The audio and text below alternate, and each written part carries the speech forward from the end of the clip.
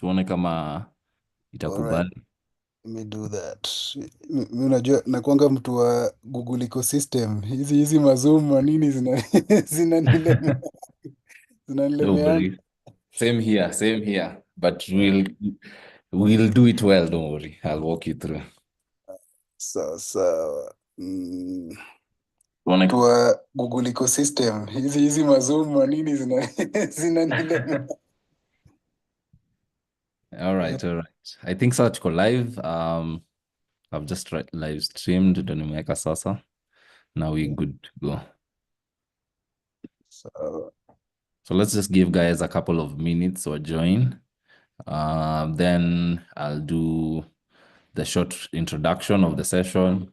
Um, I'll do a short introduction of yourself as well. Then I'll introduce you. Then you'll just pick it up from there. Okay. Sawa.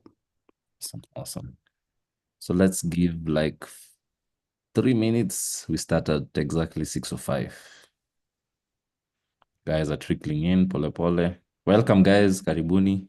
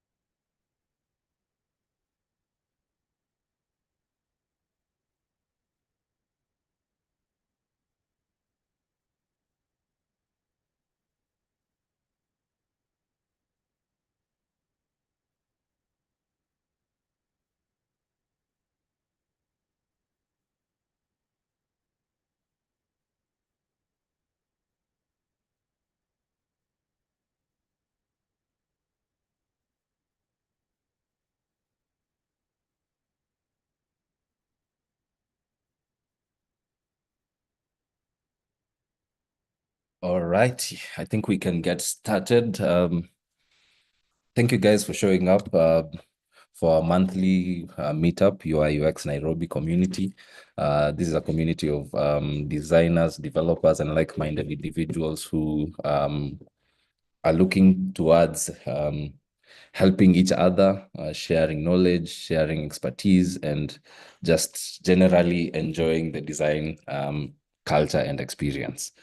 So what we do is we usually have at the end of every month, we have a session where we invite a speaker, and we have a speaker today, Marco Quino. I'll just introduce him shortly. So we are recording you, and it's being live streamed on YouTube. So if you feel like you don't want to be seen on YouTube and or social media, please, you can say mapema. Then some house rules, just raise your hand if you want to ask a question. Let's try to be respectful. These are just common cues. Stay on mute until we unmute you. And if you can, please try to keep your questions short and precise and sweet. Otherwise, let's have fun. If you'd like to contact us, these are our handles. And yes, so Let me introduce Mark. Mark is a seasoned business growth advisor with over 10 years experience, and he runs a consultancy with entrepreneurs, corporates, and different guys in the product industry. And he helps strategize a product by positioning it and especially building the capacity around it. He's worked for organizations such as 54 Collective, Moringa School, Brighter Monday, and others, and he's brought the winning formula in those industries. We are happy to bring you, Mark, into this session, and we'd like you to talk about UX metrics that really matter and how you can find your product's North Star. I think this is something that has really resonated with us as product designers and UI UX designers, and even product managers as well. How do you measure metrics that really matter? And without further ado, Mark, please let us into your brain. Thank you so much, Max. It's wonderful to be here. And thank you also to everybody that has joined. I hope you can hear me well. Uh, Awesome. So thank you. I hope to learn from you guys as well. I think learning is, I'm a lifelong learner. It's something that I always try to chase whenever I can. So the hope is that it's going to be an engaging session. There's going to be questions, and I'd also just encourage us to unmute. I've worked with design teams a lot in the past. I've worked with tech teams a lot in the past. And even though I'm not a designer, I'm a bit of a user flow specialist myself. And what I bring in today's conversation is the business side of things. And yeah, I think we'll continue to get some clarity as we go along. Let me know if you can see my screen.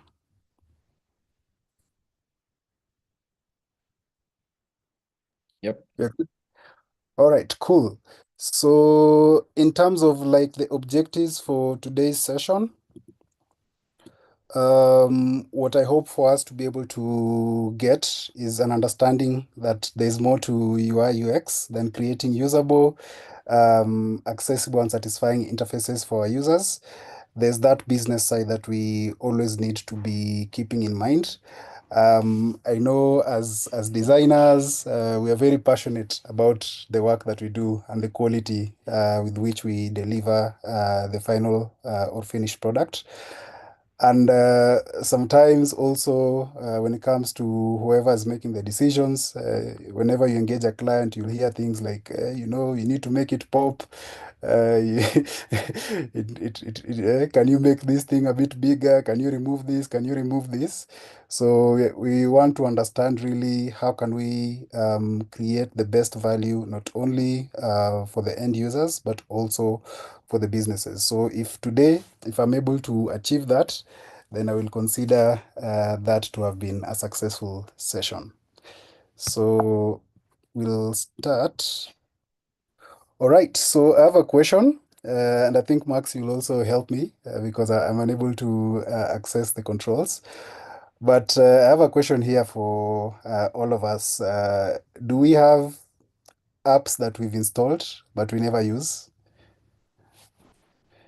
And people can unmute and speak. At least I'd love to hear some of the reasons.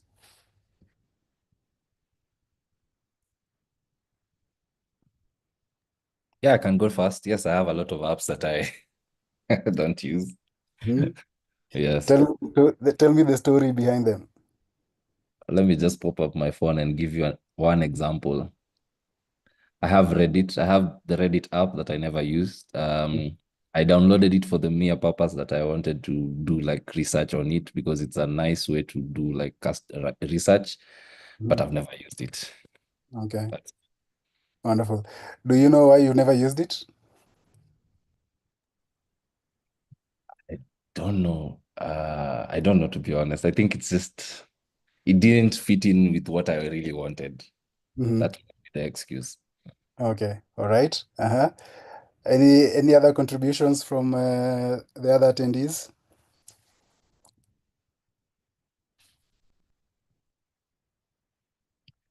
And feel free to unmute as well.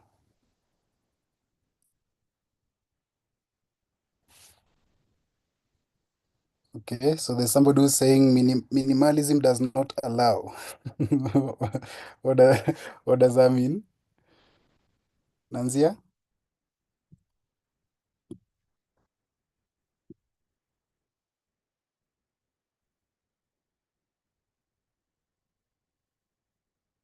Max, is it usually this quiet?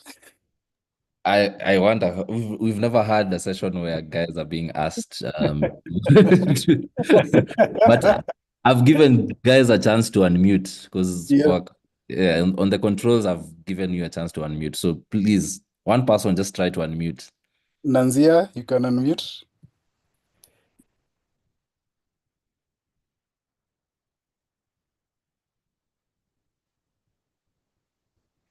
Okay, nasema imekataa. All right, I think as we are trying to fix that, yeah, guys are saying they're unable to Oh, unmute. Okay, okay. we can hear you. Ah, I'm a very minimal person, so I'm the person that is cutting off people. Mhm. Recently, 2024, 2025, now I have new people. So every time I clear when I'm not using something, so it's hard. Mhm. Okay, so there've been apps that you've installed, but when you find yourself not using, you usually tend to delete them, yeah? Okay. Sawa sawa. Anne, yes, so Anne is saying that she has lots of apps that she doesn't use, mostly when she's doing research on something that she's trying to build. All right. And that makes a lot of sense because sometimes when it comes to different businesses and categories, we usually think that users need to always be using our applications, but sometimes it could be that we just hello. It could be that they only have like that single use for that application, and once that's done, then they are free to move on to the next thing. Common reasons why usually people install apps and they never use. So I think the first one, Max, you spoke about it. You install an app, but maybe the value proposition that you're getting is not quite clear. So you find yourself not using it very much. Sometimes it could be because of a poor onboarding experience. I think we've all been in cases where you're trying to sign up. First, they want to harvest your email.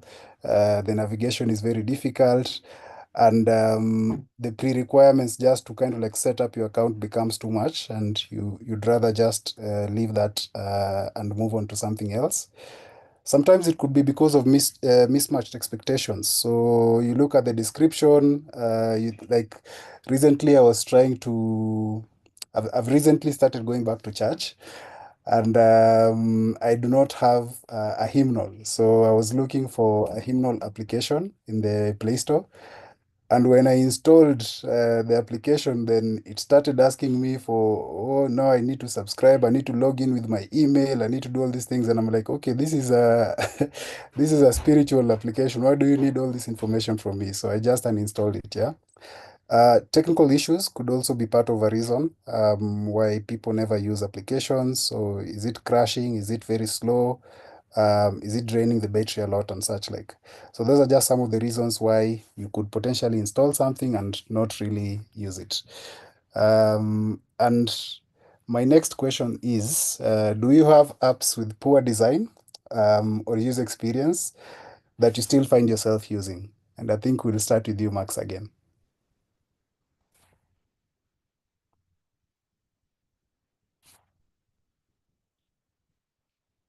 Hello. Yes, yes, yes. I'm looking for an app that has poor design, a poor design. Yeah. Okay. I found one. Mm-hmm. It's Ludo King. It's a I play Ludo a lot, so I like Ludo. So the app is poorly designed, but I like it anyway. It serves my purpose. I go in, find a game, play, and leave it. Mm-hmm. So Yeah. you like playing Ludo, and you can you can sacrifice the bad UX as long as you get to play the game, yeah? Yes, yes, yes. Okay. Let's hear also from the rest of the team. Like, are there applications where maybe you don't really enjoy how it's been built, but for one reason or another, you find that you don't have an option, you just have to use it as is? Can I I go? don't like. Yes, go ahead, Stephen. Okay, so I am a client of this bank called Standard Chartered Bank, and their mobile application is woeful. I mean, it's horrible. Mhm. But for some reason, as much as I have other bank accounts, I can't leave this one. So I keep using it. It's so bad, but I keep using it. Mhm. Yeah. Yeah. And do you have you ever thought about why you've been unable to leave that specific application? Well, I think the value that I get from the bank itself in of the services that like I get, Mhm. I find it so hard. Like the app is woeful, so much so that at times I even contemplate like just because of the app I should leave. But I mean, when I count the cost of leaving it and forsaking the services that I'm getting, ninaamua nivumilie tu. Yeah. All right. Okay. So that's an interesting one. One more. I think there was somebody else wanted to also speak. I always use the Carrefour app to scan my points, but I hate it so much because I never know where the barcode is on the app, and that's Mm. the only time I use the app. And it's also quite annoying that I have to install the app to get points. So yeah. Mm. That's a wonderful one. I think there was a time they did my deliveries and they forgot some things, and I've never been able to to either get a voucher or reclaim part of that transaction. But as late as yesterday, I think I still found myself ordering. So I think we are with you in that boat as well. Wonderful. So yes, so there are some cases where we might find ourselves not really appreciating or valuing the what's on offer in terms of applications, but the value. So I think it's Stephen that has mentioned it, yeah? So if the value that you are getting is something that you cannot find somewhere else, potentially you find yourself stuck with that. And if you look at things like network effects, so other indicators of what value could be, it could be something like network effects. So for example, we have M-Pesa, yeah? And outside of bank to bank transactions, M-Pesa is kind of like the de facto payment service provider in Kenya. Yeah. And the issue now is even with the Airtel Money coming in, Telkom Kenya with their T-Cash, and all these other payment service providers coming in with their different wallets, we still find it very difficult to move away from M-Pesa. And sometimes even kama unataka kuwekea mtu pesa kwa Airtel Money anakuambia you go and withdraw and give me the cash. They'd rather you go and withdraw and give them the cash as opposed to sending them using Airtel Money. So sometimes you find that if more people are using one solution, then it becomes very difficult to actually live. So you just find yourself there. Sometimes it could be because of habit and familiarity. So maybe there's a brand of toothpaste that you used to use while growing up at home. You became an adult, you moved to your own place, but you still find yourself using the same brand of toothpaste and the likes. And also when it comes to B2B, because I know there are some of us here who are also designing for business to business relationships. Sometimes you might have come up with a really good solution and you're trying to lock a new client, but they're refusing to move. It is mostly because their current solutions have already been really integrated with their daily workflows. So that means if they need to do a changeover, the process of doing that changeover is going to be very painful for them. And sometimes it's also just the amount of data and time that they've already invested in moving becomes quite difficult. So part of what we'll be discussing today is trying to understand those industries and how we could potentially muscle in and drive better value using the North Star metric. All right. So part of the reason why I wanted for us to start with those two exercises is to get an understanding that customer behavior changes depending on what value they're getting from the business, as well as the options that are available to them. And as UI, UX professionals, aside from being able to do like really creative interfaces and work that we can be proud of, there's another side of our work that I think sometimes we don't spend a lot of time on, and that's being able to do research. So if that's something that you haven't really been doing, I think we might need to now start thinking and doing research around our users, because that helps us to really better understand them much more intimately, so that as we are designing our interfaces, we are able to create an experience that can ensure that they don't just install applications and they don't use them, or they use them but they go through a painful experience to use them simply because maybe there are no options. So the framework we have for being able to understand our users, I think I'll share a couple as we go. The first thing you need to look at is the needs.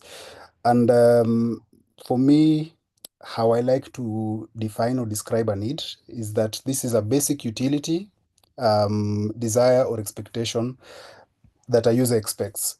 So, for example, Steven, if you are to, let's say, move from your Standard Chartered mobile application, and maybe you are to move to another bank, what are some basic expectations that you'd have? Some basic expectations I would have, I think, one, a very easy way to track my spending. I am, what do you call it? I am an impulse buyer. So I normally like to track where money has gone. And one of the best ways to do so, of course, is kujua nimetoa pesa ngapi kwa bank in the last 1 week. So I think being able to do that, being able to, be sure that my money is like for me, safety is a big deal. So wanting to know that, there are steps to authenticate that I am the one that is accessing the account. So wanting to know that at least my money is safe. I think those are two very big things for me, that if I was to move, I would really want to know, like, I am assured of those things. Yeah. So safety and being able to track your spend, very important things. Yeah. Okay. Let's hear from somebody else. So what other apps do you use that we could use as an example? Maybe the Carrefour example. Maybe we can look at that. If you are to move from using the Carrefour application to another one, what would be some basic expectations of a competitor application? I'd like it to have the barcode to scan for points on the homepage when I open the app. And it would also make sense for the app not to require data, because I don't always have data and you need the app to scan the points. And I don't know. I feel like the standard model of just inserting your number works fine. I don't see a need to change it with the scanning. Yeah. Okay. So what I'm getting from you is that the best value that you're getting from the application is being able to load your points. You don't necessarily need to be able to access data. So if you can have something where they're just scanning and they prompt you and you just pay, you're good. Yeah. Okay. Yeah. So all right.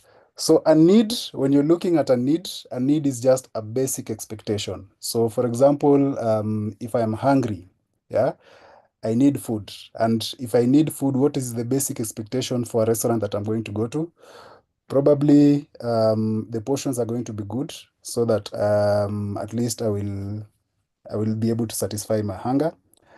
And at the very least, the hygienic conditions, yeah. So siwezi taka kwenda mahali maybe nikule, then 2 minutes later I can hear my stomach growling, yeah.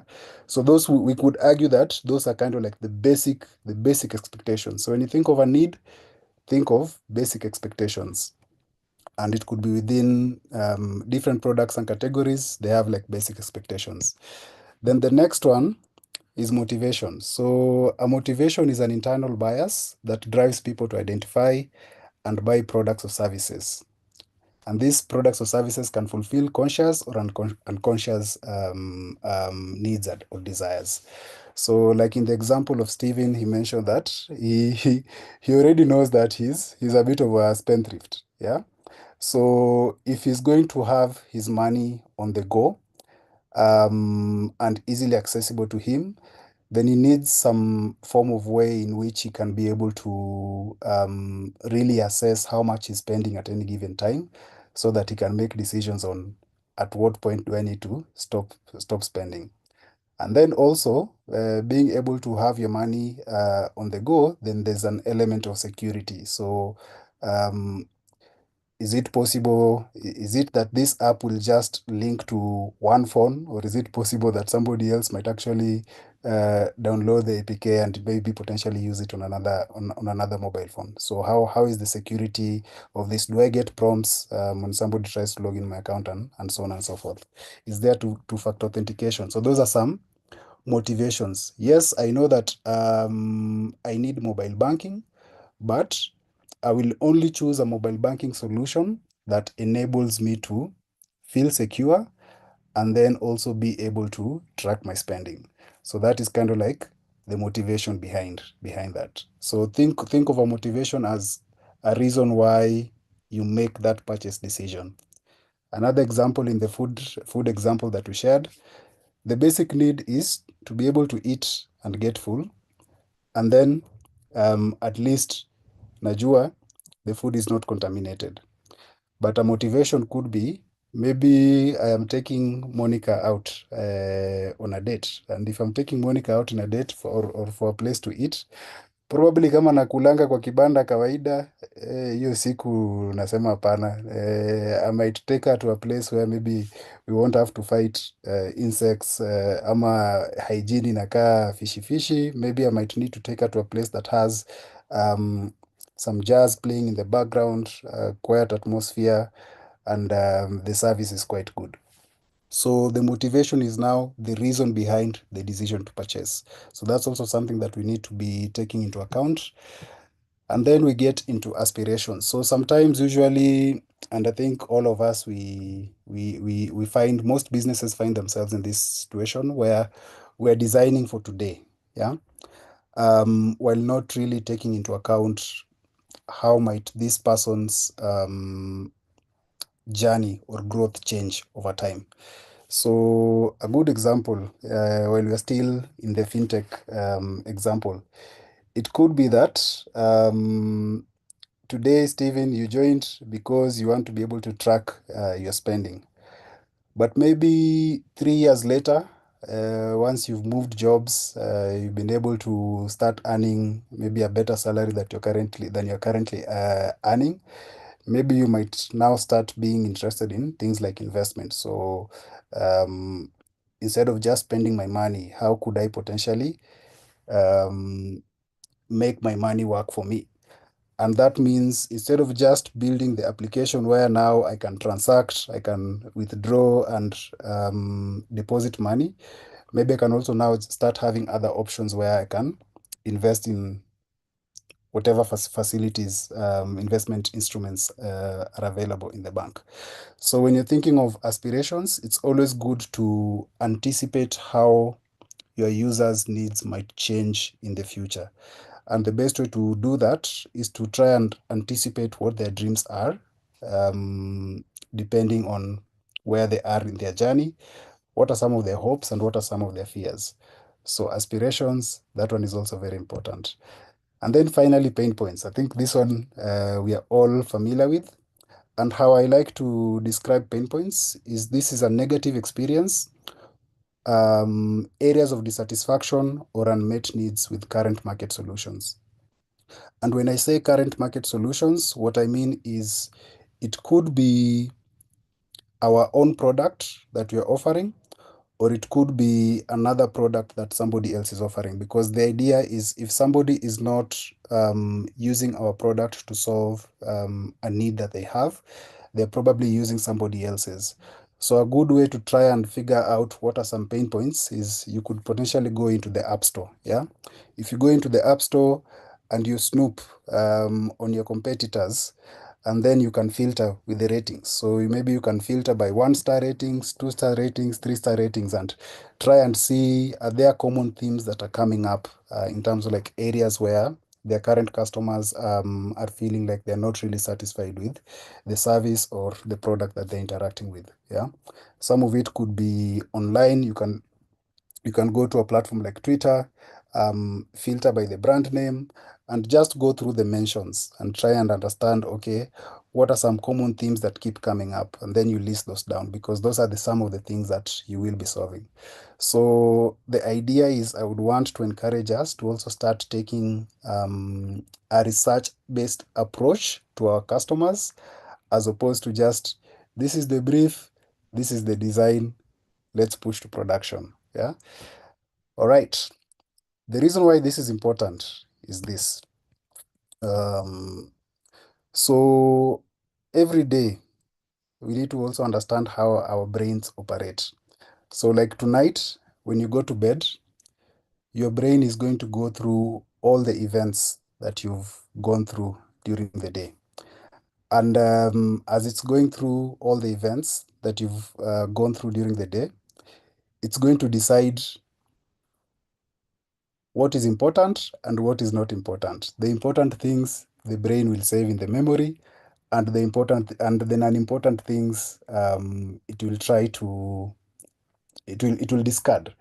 Have you guys ever found yourselves in a situation where you're trying to remember something but you can't quite remember, but some things are quite easy to remember? Wangapi wameajipata in such a situation?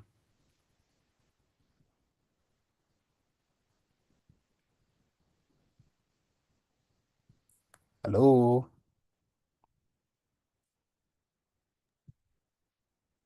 I think guys can themselves, yeah. Could you please repeat the question again? Have you ever noticed that there are some things that are easy to remember and then some things that are difficult to remember? Yes. All right. And Yeah. today we're going to explain why that is the case. So as you are sleeping at night and your brain is going through, it's like it's replaying all the activities that you've gone through. It will determine what it's going to store in memory and what it's going to discard. And usually what influences what gets stored and what is discarded are these things. So the first one is repetition. So there have been cases where kuna ngoma fulani imekuwa ikichezwa. You remember when Kiss 100 was Kiss 100 and they would play the same song every hour of the day, and then at the end of the day bado utaisikia tena kwa top 10 list. The next day ukitoka, you just find the song playing in your head. Yeah. So repetition is very important because it helps you reinforce certain messages. Importance and attention. So sometimes a user or yourself, you could be acknowledging that this particular thing or this particular event in the day is important to me. And because of that, you find that you're going to pay attention to it. So if you are paying attention to something that was important to you, there is a high likelihood that at night, ile time umelala, then the brain is actually going to store that and it's going to become very easy for you to remember that. The other thing was interest. So did you find it interesting? So for example, like in today's session, it could be interesting to some, it could be boring to some. So for those people who are finding it boring, probably by the time nimefunga hapa hivi, they might not even remember my name. Yeah. But for those who find it interesting, then you might find that there are some things you'll recall that will come back to you later, and you might really want to actually go and dig a little deeper in that. Then there's relevance. So this is just a matter of what is the current context that you are experiencing and how is it relevant to the challenge that you're currently facing. Another important one is association. Yeah.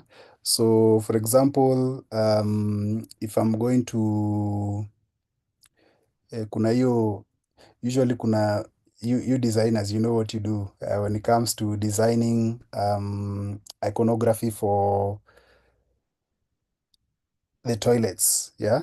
So sometimes unapata there's the male toilets, there's the female toilets. So kuna zingine unasikia, kuna ingine niliona mtu amesema bla, alafu ingine imeandikwa bla bla bla bla bla bla bla bla. Yeah. So what has been known is that maybe women or ladies, they tend to speak more words in a day compared to men. So by putting it like that, then I can associate the blah blah blah blah by this is the restroom for ladies, and blah, this is the restroom for men. So things like that. So sometimes association is like, is there something that is relevant in this person's life that you can associate the message that you're trying to push or the design element that you're trying to push. So for example, like signing in, it could be like a power button, or logging off could be something like a power button. So unajua kama ni switch, ukifinya hiyo, then unajua this one is not actually at this point I will have logged out. And then the last bit is emotion, which is very important. So outside of all the different things that we've talked about, the repetition, the attention, the interest, emotion is the most important. Yeah. Because if you feel some type of way about a product or service or a person or a thing, then the likelihood is that you're really going to actually remember it. So now that we are there, I think it's now time to get into the topic of discussion for today. I saw a question that came up. I will answer it towards the end. Tunaendelea. All right, cool. So business metrics from a UI UX perspective. I know that the common ones, which we are all familiar with. The first one is customer acquisition. Yeah. And this is the point at which somebody gives you a means of communicating with them. So whether that's an email address, whether that's a phone number, whether that's a form that they've actually filled out, or whether they've told you this is my offices are in this place and this place. Come to the second floor. Let's talk on such and such a date. So acquisition is all about being able to have a means of contacting that customer. So whether they've done that through submitting a form, giving you their contacts, or telling you to come and meet them at such and such a place, we can consider that to be customer acquisition. I'm curious to know what are some of the other UX metrics that you guys usually track. So feel free to unmute so that it is not just me talking. Tuko karibu kumaliza.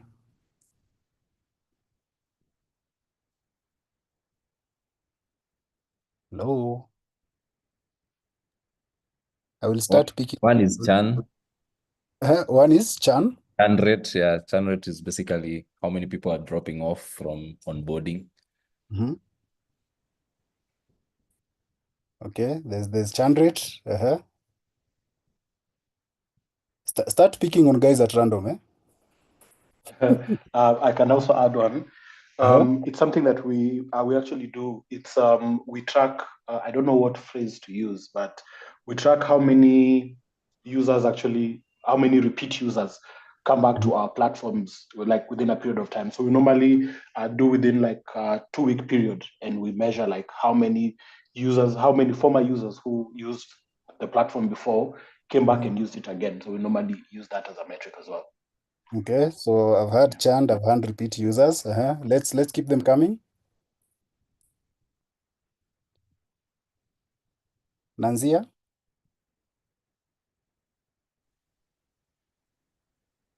Retention rates. So retention rate.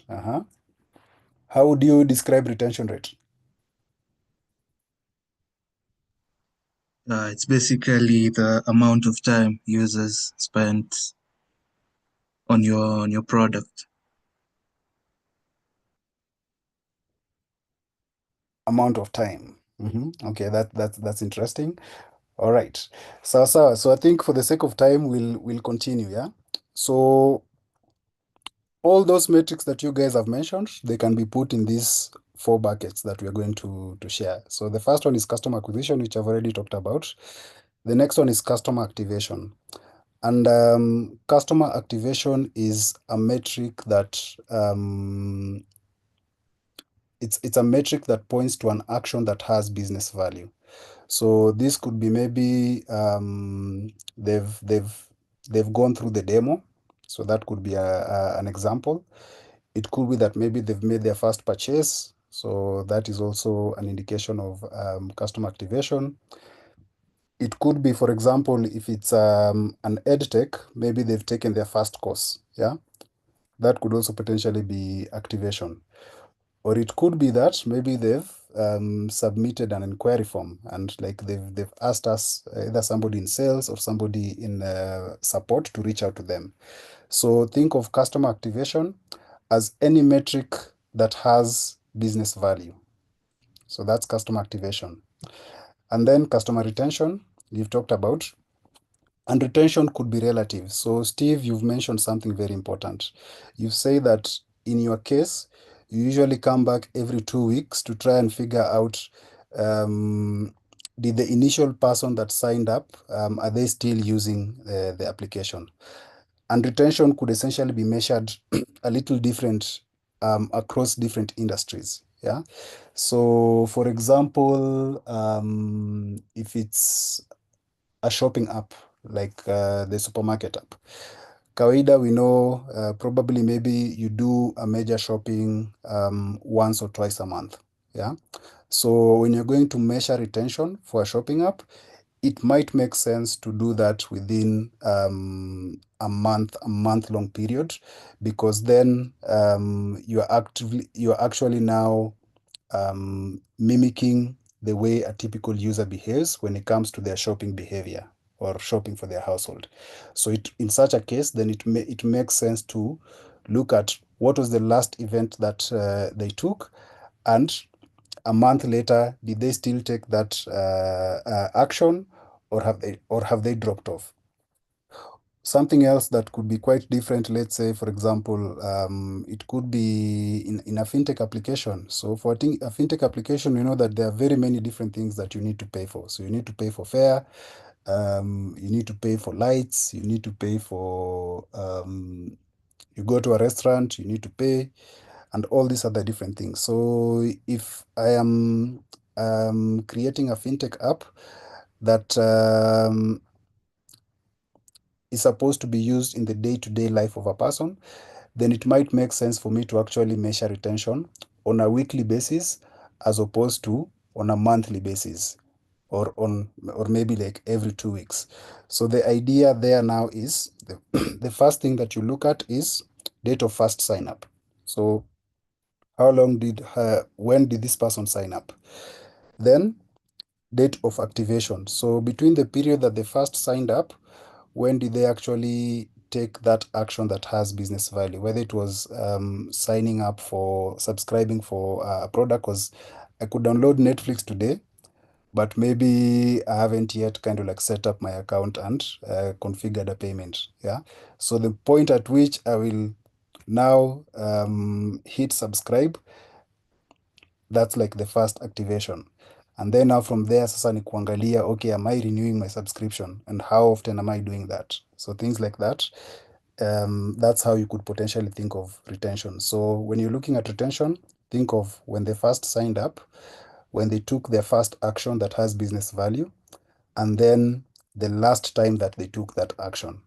And then also take into account the frequency with which a typical person would usually behave in that product category. So that's customer retention. And then finally, customer engagement. What are some engagement metrics that we could look at?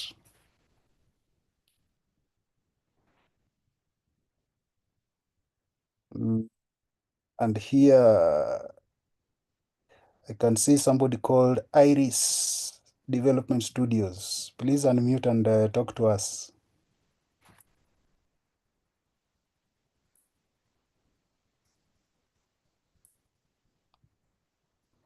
Iris, you on the call?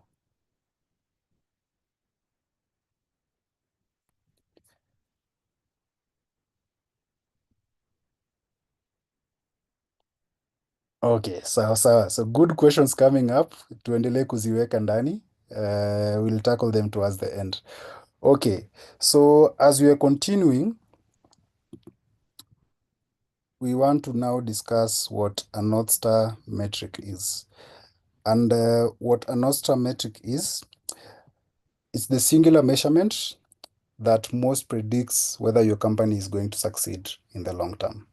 So if you look at all the metrics that we've talked about acquisition, we've talked about activation, we've talked about retention, and we've talked about engagement. Yeah. So if you look at all that, depending on your product category, which one of them actually indicates that this business is here for the long run and the customer is going to find value. And whenever you're thinking about a North Star metric, it usually incorporates three things. So the first one is how customer value is created. And we'll talk a bit about that. Then there's a clear route to revenue. So if they consistently take that action, then we can anticipate that it's going to translate into revenue generated for the business. And then it is also a measure of organizational progress. So are we performing very well or are we not performing very well?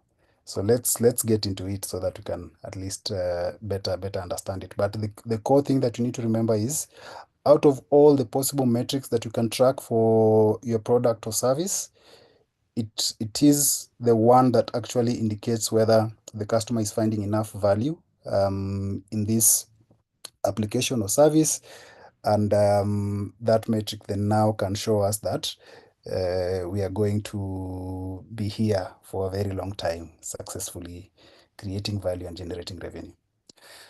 All right, so how is customer value created? So we have a 4-point framework, and this just depends with the product category. So usually when you want to really understand what your North Star metric is, you first start by looking at what kind of problem are you solving. And there's a 4-point framework. So the first one is called unworkable. So if you are working or you are creating solutions for unworkable segment, think of this as a segment where it is very challenging or impractical to serve effectively. A brand that I can at least share that's solving an issue with an unworkable segment is Mkopa Solar. So for example, if you look at upcountry, yeah, where in some of the remote places in Kenya, where if Kenya Power was to actually go and set up a grid there, it's not going to make sense to them financially, mostly because maybe potentially find that the earning power of the person who's living there is not quite high. And then also, if you look at other revenue generating activities, they potentially don't need kind of like a lot of electricity. So a brand like Mkopa comes up and says, okay, yes, we know that it's going to be quite costly for these guys to be in the natural grid, but as we are progressing as a nation, it's not good for those people to be left behind. So can we actually maybe come up with innovative solutions that they can use? So now they start coming up with the solar powered lamps. So mama mboga akiwa pale hivo, they can suddenly now sell maybe up to 8 p.m., 9 p.m. without closing early. Yeah. Ukikuwa kwa nyumba, probably uko na kabambe yako, the only thing you need a power source to be able to charge. So ukitupa kale ka solar panel kako kadogo yenye inatoshana na MacBook, ukiweka pale, you are able to charge your device na uko sawa.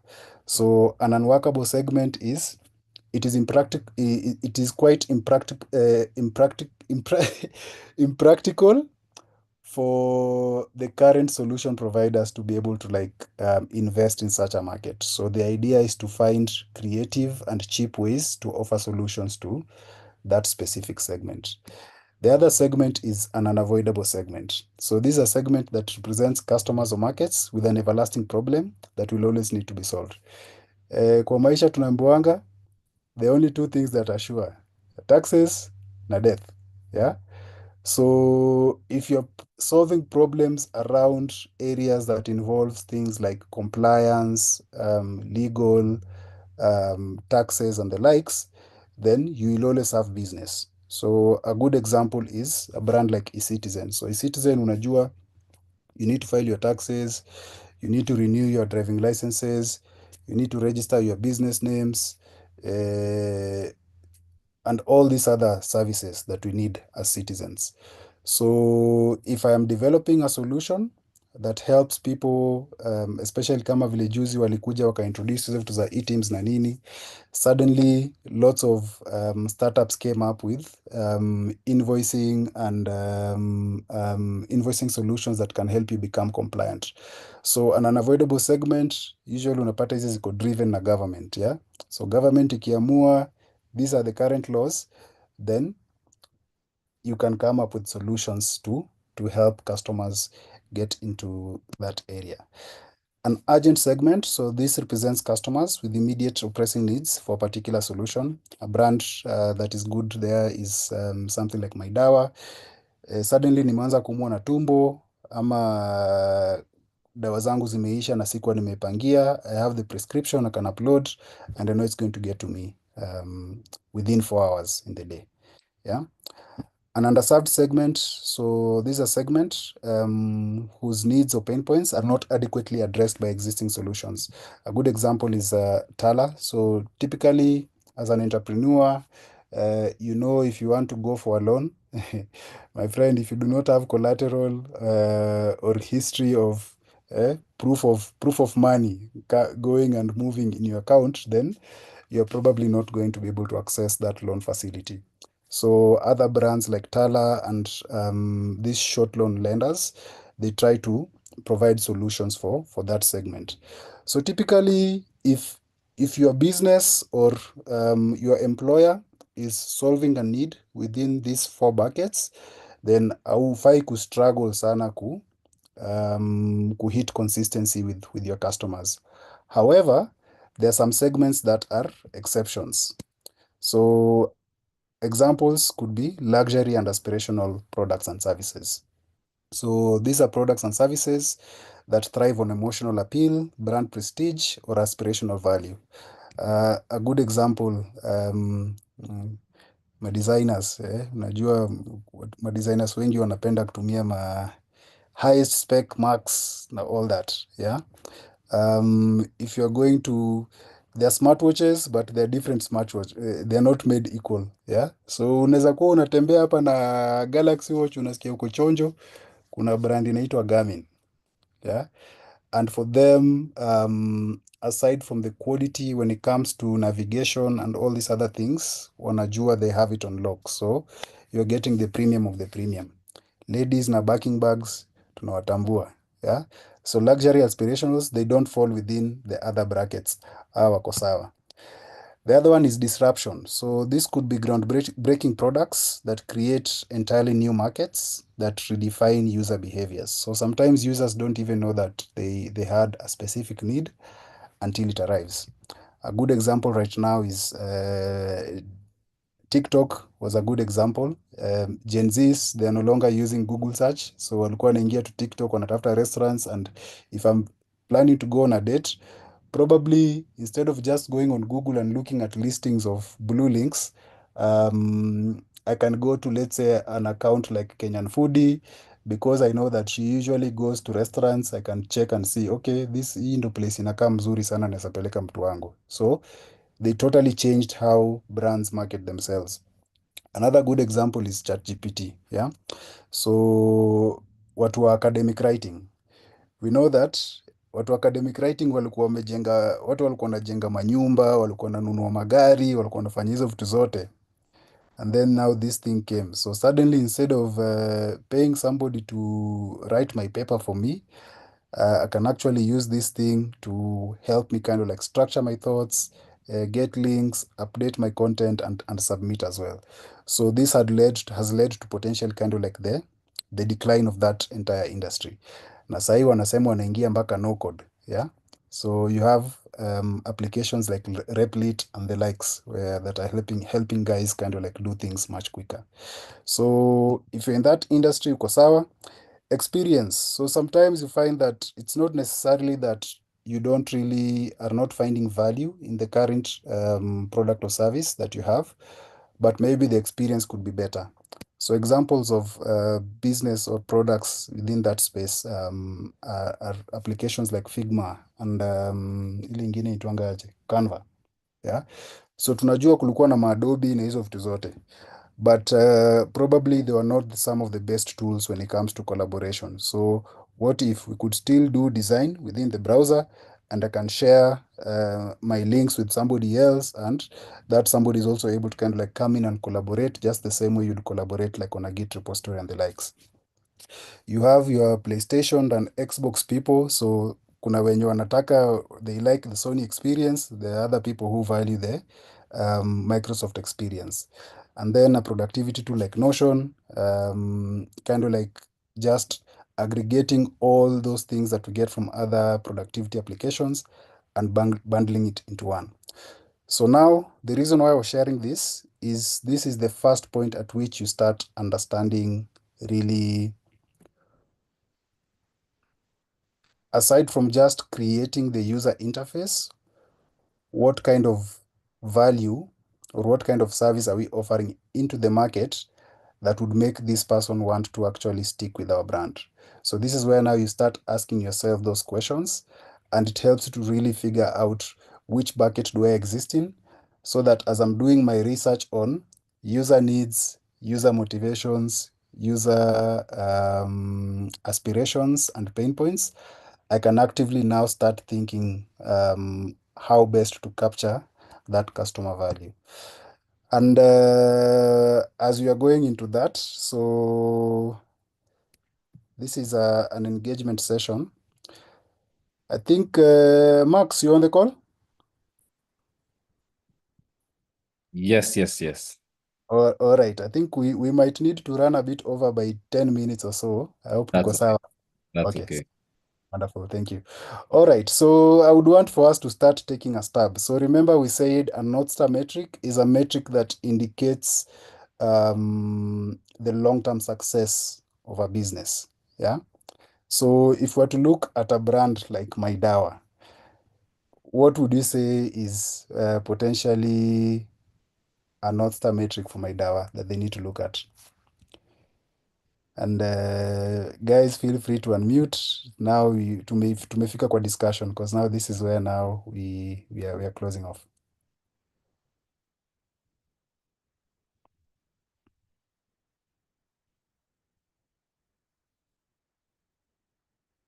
Hi, number of deliveries. So number of deliveries. Tell me more about that. Why do you think that's important? I don't know much about my DAO, but I believe, they deliver DAO, so Mhm. that's a no-brainer. Okay, so number of deliveries, you feel it's very important to them, yeah? Yeah, I feel like that's the core business. Wonderful. Anybody else? Um, Hi guys, my name is Sally. I feel like a metric that's important is the location, how frequent or how less frequent a delivery is done to certain locations. So they could look at locations and number of deliveries to certain locations. Yes.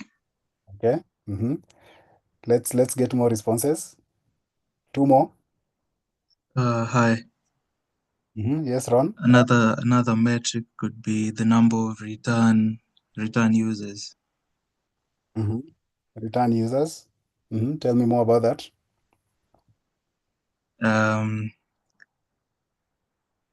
Let's say the number of how many times you go back to buy from them, order from them. Okay. So as you're on that thought, yeah, I'm going to challenge you kidogo, yeah. So the idea is hakuna mtu anaweza penda kukuwa mgonjwa, si ndio? Yeah, So true. so if we use returning user, then inamaanisha probably this person is taking medicine and they're not getting better. So that could potentially also indicate that maybe the kind of medication we have on our platforms are not quite good. But it could also indicate that. So when you look at those metrics, uh, it could be a positive thing and a negative thing. So we also need to ensure that in research kuna kitu wanaitanga false positive na false negative. Yeah. So on one end, if we see that somebody is returning a lot, we could anticipate that it is maybe because last time alipata good service, so now they're coming back again. But it could also indicate that maybe they're not getting better. And if you're not really figuring out why they're constantly coming back, then it means there's potential that we might lose this person in the long run. Yeah. So tusikuwe tunachukua tu data point moja tunakuama na hiyo. I Okay, think. yeah, I get that, but Mhm, also the for my duka, you'll find, or for my dawa, they always, okay, for me, my experience has been they always spam you with emails. mhm, Always, always. There was a time I went to buy a test kit, mhm, and I think I got about 15 spam emails from them in a span of 2 months. So that's why I came mhm, up with that conclusion. mm. Okay. Wonderful, wonderful. Aya, sawa sawa. So somebody got it right here. Yeah. Successful medication deliveries. So if you think of Maidawa, we say that they are in the urgent category, where maybe there's an element of convenience, but then there's also an element of urgency. Yeah. So even if you look at their logo, they're saying we deliver care. And if the value is in their delivery, then we need to really figure out how often are we successfully delivering this medication? Because if I am in need, then najua nafaa kuwa nimepata hiyo dawa ile time nahitaji kuipata. So if there's that element where as an individual that's not well, or I'm unwell, if they get my medicine to me in the time that they've promised, then I know that I can trust their services over time. So to what Ron is saying, in future, the next time maybe I am unwell, I know that these guys can actually get to me in the time that's required. So that helps to also cultivate the trust and engagement where saa ile siko poa naweza recommend mtu mwingine ama I can actually do it myself. It's also an indication of operational health, because tracking successful deliveries doesn't just measure customer satisfaction, but it can also highlight some logistical issues. So their promise is you can get your products within 4 hours. Yeah. So sometimes tukiona orders zimechelewa by 4 hours, zimefika by 8 hours, we can actually go back and figure out why was the issue. Somebody else mentioned that kuna locations, yeah. It could be that maybe in today's order we didn't do proper route planning because we gave our rider, mtu mmoja alikuwa anaishi Kangemi, mtu mwingine maybe anaishi Githurai. Yeah. So instead of doing proper route planning, then inamaanisha ule mtu wa Githurai yake ikaenda ikachelewa. So things like that. So if we're actually tracking the successful deliveries, then we're also able to actually look at other metrics within the application or service provision that can show us whether we are performing well or not. And then alignment on business goals. So things like technology, logistics, everything. Everybody now will actually rally to ensure that we are able to deliver the medicine to the users. Na ukiona hata hapa hivi vile wameweka hii nini yao, deliver to Nairobi, submit a prescription, book a consultation. So they're trying to make everything quite easy for you to access so that you can get what you need in the time that's required. Let's look at Tala. as our next example. What do you think could be a good North Star metric for Tala?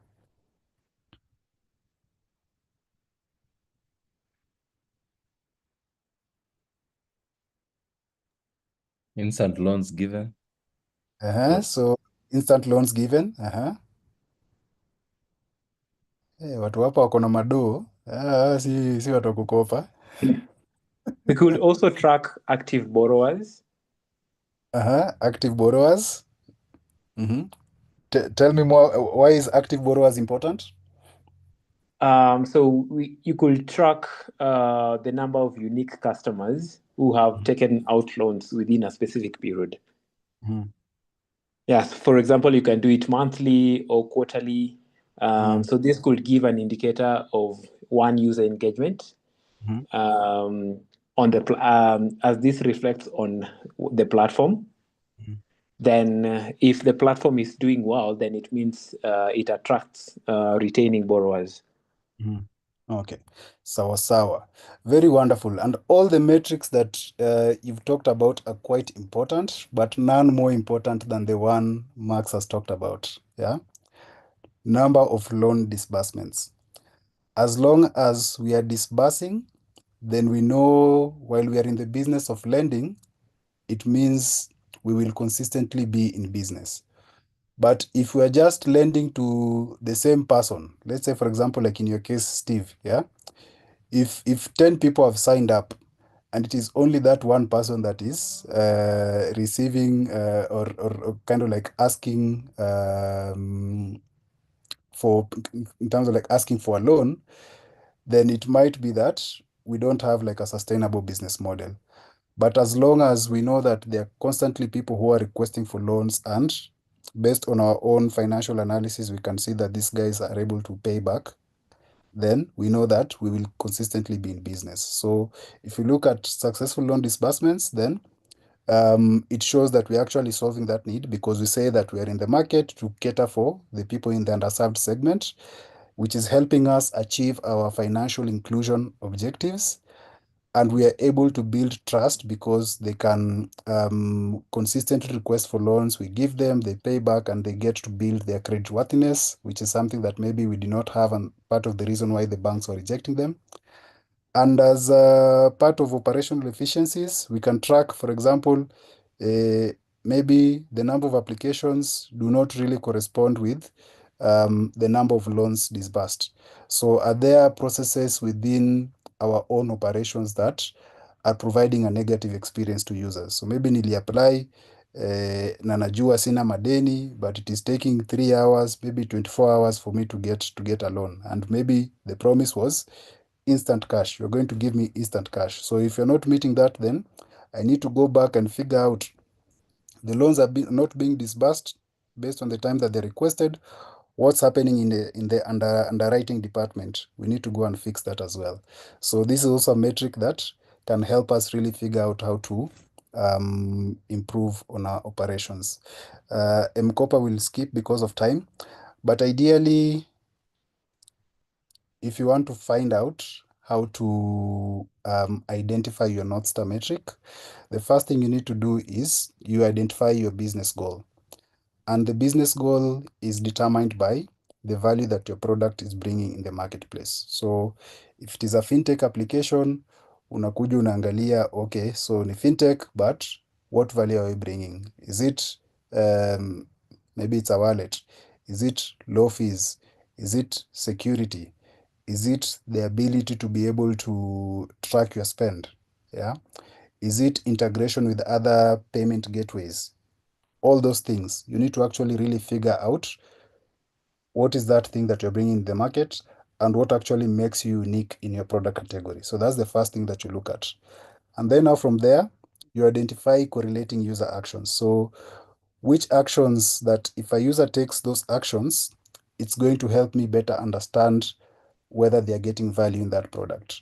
So in the example that we looked at for my dawa, they need to ensure that the deliveries zinakuja vizuri. So the idea is a user is coming in, they are adding to cart, kama ni kuadd to cart, They are going to check out, they put their details, they complete the transaction, and they choose maybe a time and date where they'd like the medicine to be delivered. So all those actions, they are leading you up to the North Star, which is successful deliveries. Yeah. So the idea also pia maybe unapata mtu akisema na tukuje 10, come between 10 a.m. and 1 p.m. and then ukuje unapata hayuko, inamaanisha the delivery is unsuccessful. So how can we correct that within the user interface? So maybe we reduce the number of options we are giving people so that unajua ukiselect time, you need to be there at that time. Map it to a measurable UX metric. So remember the 4 buckets that we talked about.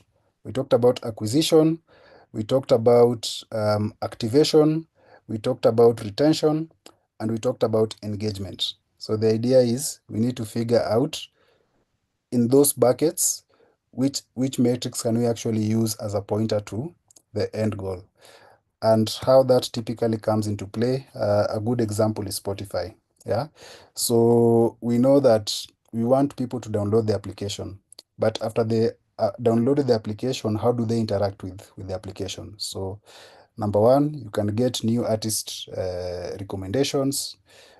You can get curated recommendations. So ukiendaga usually nakwambianga this playlist is curated for Steve, or this playlist is curated for Mark. Yeah. So there are those curated recommendations.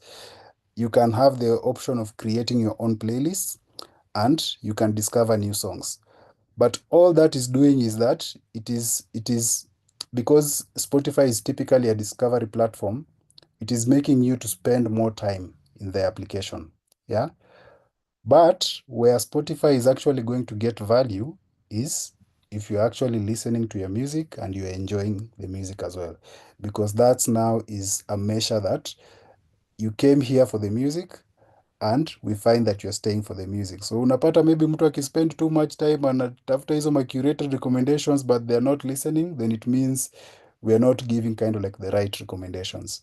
So the idea is how can we move around all these other different UX elements to try and get us to the North Star. So what you have in your arsenal ni uko na hizo, kuna part za activation, kuna part hizo za retention, you have all those things that you can experiment with, but the idea is which combination do we need to actually impact to get us to the North Star that we want for our business.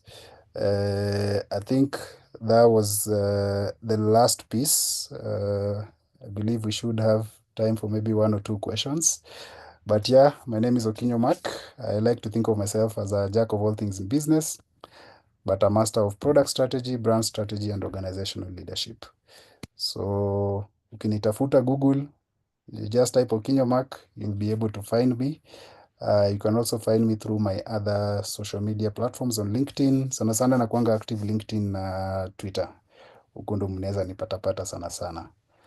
All right, so I will stop there and take maybe 1 or 2 questions if we have time, Max.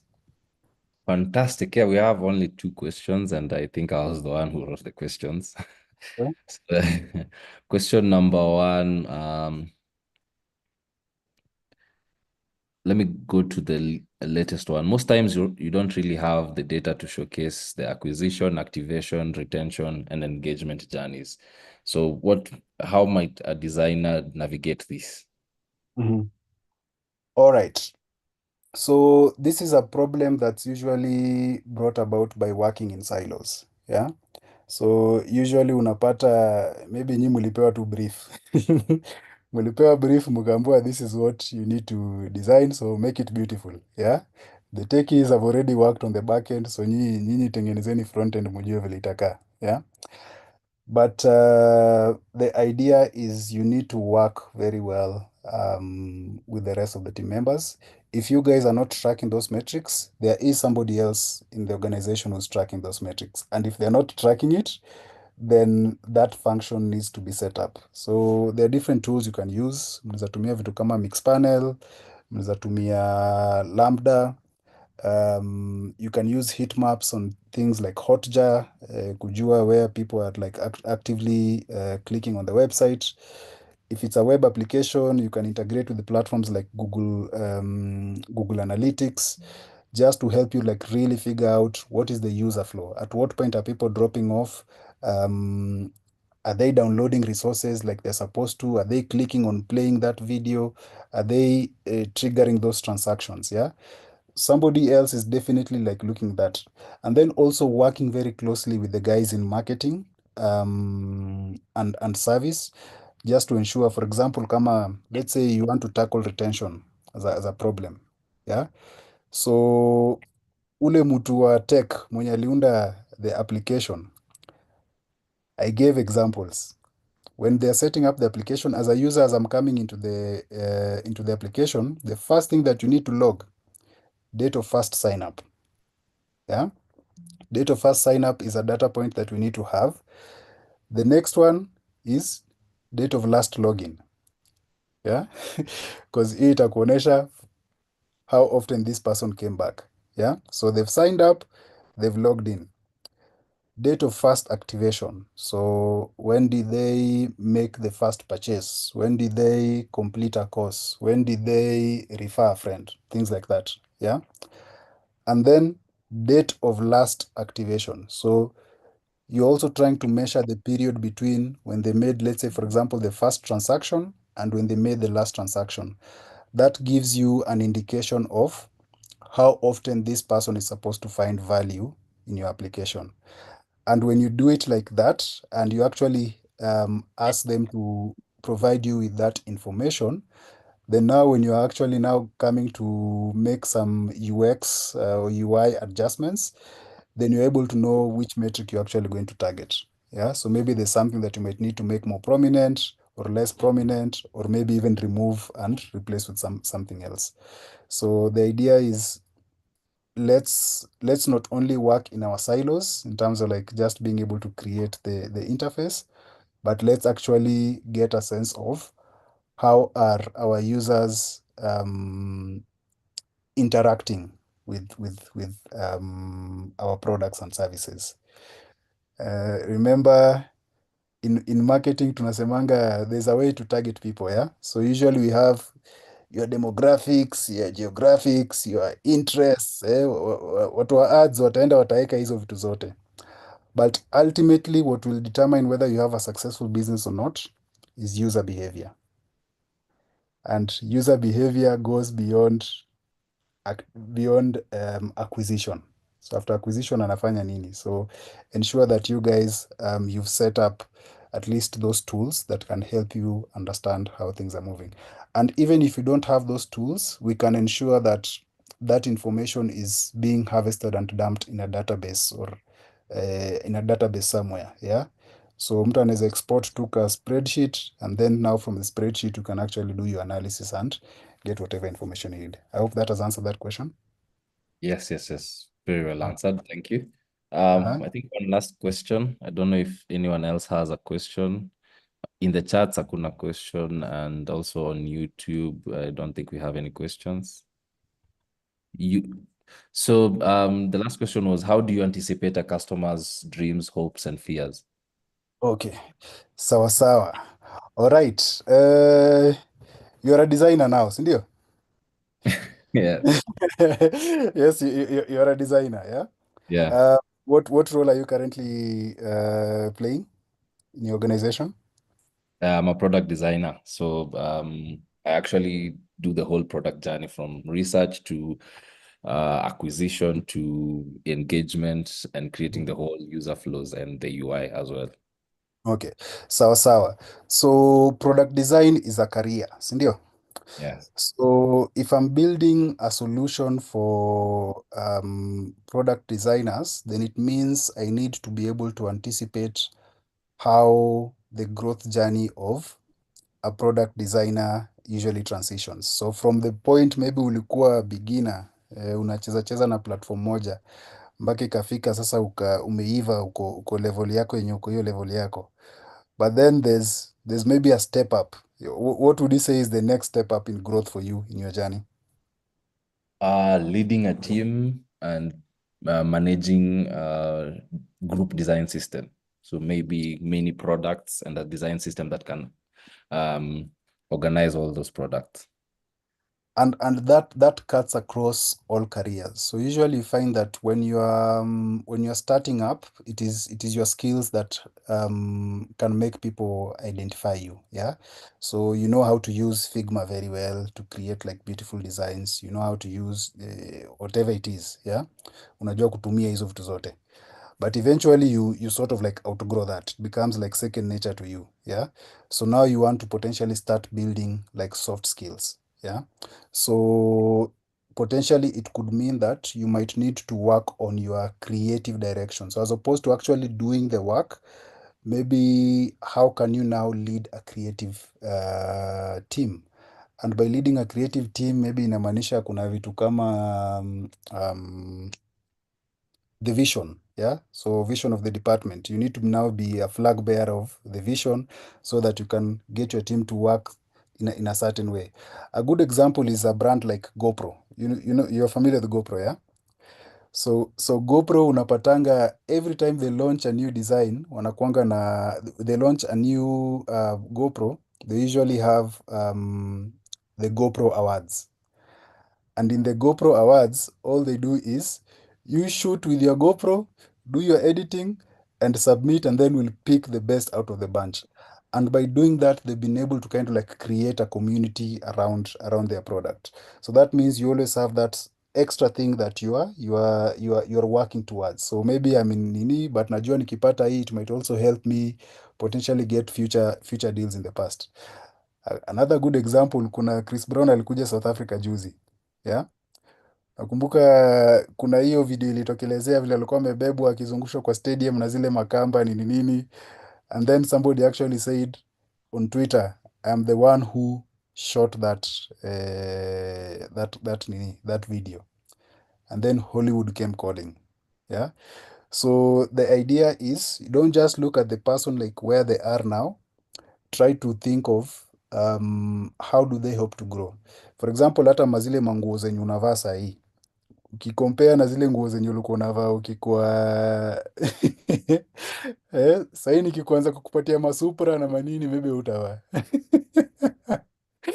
Yeah, because at this stage in your career ama at this stage in your life you are a different person, so it's a bit unfair for us to expect our customers to remain the same over time. So depending on our product category, maybe let's say for example kama maidawa, hiyo example kwa tunasema tukiona huyu mtu anashinda ananunua madawa, inamaanisha huyu mtu haponi, si ndio? Na kama haponi, how can we get, cause the idea is si ati pia anatamani anapenda tu kununua madawa. Yeah. So is it possible for us to maybe curate something along healthy living, better lifestyles and the likes? So it could be that maybe it's not a product, a medicine that we are selling, but it's information and a community that we are cultivating. So it's yes, they came to us for the medicine, but they are finding additional value at the point that they'll need it in the future. Maybe when they no longer need to take medicine, but they can have information of how to live healthy and longer life. So try to extrapolate how your user will advance. For B2B businesses, maybe tunimalizie na hiyo. For B2B businesses, it could be that maybe when I was starting out, I just needed to be able to file my tax returns. Yeah. So maybe I just need a solution that can help me file my tax returns. But then I start making a lot of money here and there. Hey, the business is growing. I need to hire people. So if I need to hire people, it means I need a HR management system that can help me track leave, can help me do performance management, and all these other things. As my business is also growing, maybe I need better inventory tracking and management. So that means I need another module that can help me source, track inflows and outflows and all that. So sasa hapo ndipo tunasema aspirations. So I joined you at the point at which I only needed the tax solution, but the idea is my business will grow. So as I'm growing, what other things might I need in the future? Fantastic. Well answered. I think that brings us to the end of our session today. It has been a wonderful session. For the 16 people who have remained till the end, and with the extra nuggets of information past time, I am so grateful. We are so grateful for you guys being here. Yes, and I hope you guys can reach out to Mark for any help that you might need. He's open to questions as well on his end. For UI UX Nairobi, I think this has been a very nice session. And we hope to see you guys in our next session. Unfortunately, for the guy who's joining right now, we are almost ending. Yes. So that will be bye-bye for us from now. And till next time, I pray that you guys might be well and the Lord might keep you in safe hands till next time. So bye-bye. You guys can leave as you please. And feel free to give Max the feedback, ndo pia mi nijue vile naweza improve, yeah? Awesome. All right, thank you so much, guys. Cheers, guys. Bye-bye. Bye-bye. Hi guys. Hi. Yeah, before to share. Hey. Yeah, so I recently transitioned to UX design, and I was having a bit of problems with my portfolio. Is anyone down to help me review that? Yeah, we actually usually do that. So just send it to UI UX Nairobi community. We used to do portfolio reviews last year. We haven't done any this year, so you might be the first one. So yeah, just shoot us Nice. an email with your portfolio and we'll do the review. Asante. Awesome. All right, guys. Mark, thank you for the session. Thank you very much. Let me end the meeting.